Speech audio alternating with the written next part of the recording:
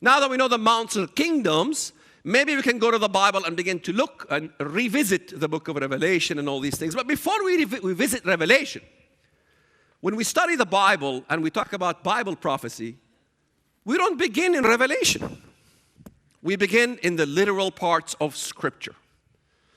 In other words, the mold that needs to be built in order to come up with a paradigm regarding what God wanted and intended to say, the first thing hermeneutically we do is we go to all the literals that were mentioned in the Bible regarding the ends of times.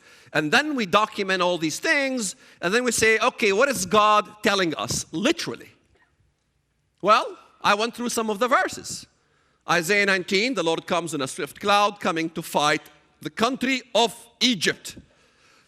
You see, I don't like allegory. I don't like Western ways that everything is generalized. Egypt is not my credit card problems.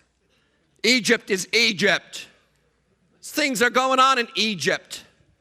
What's going on in Egypt? You need to start learning what's going on in these countries. Why is Christ fighting these countries? Egypt has Al-Azhar University. Al-Azhar University is the #1 university in the Islamic studies par excellence that graduates Muslim clergy, Muslim scholars throughout the whole Sunni Muslim world. It's huge. Egypt is the country where the Muslim Brotherhood began when the Ottoman Caliphate, the Khilafah, well, new terms, sorry, Americans, I gotta explain what Khilafah is. Khilafah is the vicar of Muhammad, the caliphate. As you see, the Pope being the vicar of the Catholic of Christ to the Catholic Church, so is the Khilafah as the vicar of Muhammad on earth. I mentioned before the caliphate was wounded in 1924. Muhammad died. The first Khalifa was Abu Bakr, after him Umar, Uthman, all the way down till the Ottoman Empire seized and was wounded in 1924. The Ottoman Empire encompassed the Roman Empire, took over the Roman Empire, if you will, when the Roman Empire ceased to exist in the West, when the barbarian hordes basically dismantled it in the West. It continued for hundreds of years in the eastern parts of the Roman Empire called the Byzantium Empire. The Byzantium Empire was in Turkey. That was the Holy Roman Empire, remember? And who took over the Holy Roman Empire was the Muslims, Muhammad II. The Muslims with the caliphate moved into the Roman Empire, and the Roman Empire ceased to exist at this point. So that wound wanted to heal itself. In 1928, the Muslim Brotherhood was born in Egypt. And the Muslim Brotherhood began to sprout Islam again, to try to revive it again. They never ceased to try to revive this beast again. Never. They never stopped. The clergy never stopped. They continued. And you have the same thing in Saudi Arabia, what you guys call Wahhabist and that kind of thing. Westerners seem to like the idea of trying to blame the mess on one party always. They try to pick somebody to label and kind of forgive everybody else. So the problem with Islam is the Wahhabists, you know. There's those Wahhabists down there. It's those Muslim Brotherhood, you know. That's all. You know, Islam is a peace-loving religion. Do you know what I meant when I met Wahhabi Islam kind of thing, when I heard of Wahhabi Islam? Do you know where I heard of Wahhabi Islam? When I came to America after 9/11. Wahhabi Islam, what in the world is that? I lived all my life as a Muslim, never heard of Wahhabi Islam. Never heard of it. Islam is Islam. Where in the world does people come up with this Wahhabi Islam? Of course the Wahhabists in Saudi Arabia are fanatic. They've always been fanatic. Before the Wahhabists, before any of these things, before the Salafis. Islam is Islam. All Muslims, whether Shia or Sunni, believe in the coming of the Mahdi, who will usher in 7 years of peace. There will be the last 7 years in the Islam in the world, basically. The last years before God will judge the world.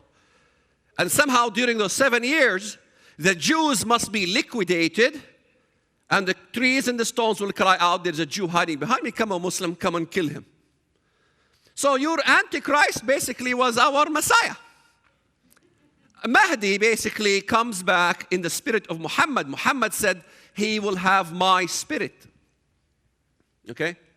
Now that we talked about basically mountains as being kingdoms, and we can all study the Bible and begin to unlock Scripture, that's all you really need.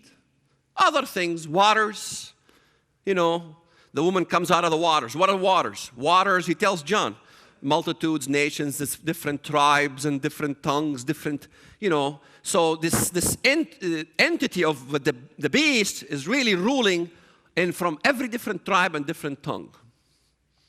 Fish in the Bible. Fish is basically followers. Remember, Jesus says, fish. You will be fishers of men. The same thing with Gog, you know.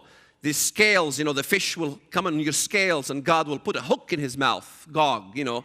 So you see a lot of these stars. Stars are angels. I'll be above the stars of God. I'll be above the angelic host of God, the pride of Satan himself. What else is there? You know, trees. The olive tree is always the Messiah. Why is the olive tree the Messiah? Why did Messiah choose the olives? Because the only way to get the fruit and to get the oil out of the olives is by crushing it. He was crushed for our iniquities. So all the symbolism in the Bible has a meaning, a very specific meaning. There's reasons. This is why I like the Hebraic Eastern way of thinking. Cut and dry, you know. There's a point for everything. There's a reason for everything. The cedar tree will be sort of the devil or Satan. Lucifer is identified as the cedar tree, the cedar of Lebanon, basically. Some of the nicknames of Antichrist in the Bible should yield an important piece of information, because if you look at the nicknames of Antichrist in the Bible, he is called many things. He's called the Prince of Tyre. Now, where is Tyre? Lebanon. Excuse me, if the Antichrist is Italian, why is God calling him the Prince of Lebanon? Why is he calling Al Pacino? Why he calls him the Prince of Tyre? How come this stuff is missing from the interpretation in the West? I've never heard anybody say why his name is Prince of Tyre. Well, that's just a coincidence, Walid. Okay, fine. Why is he called the King of Babylon? Babylon is a specific place, and that is the regions of Iraq and Arabia. Why? Why is he called the Assyrian? Assyria encompasses Turkey, Iraq, a specific region of land. Why is he called the Assyrian?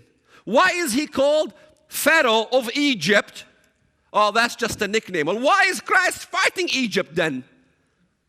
He's fighting the Pharaoh of Egypt because Antichrist rules these lands. And once you go to the specifics in Daniel, then it's very clear. It says Egypt, Cush, Phut, and Egypt will follow him in submission.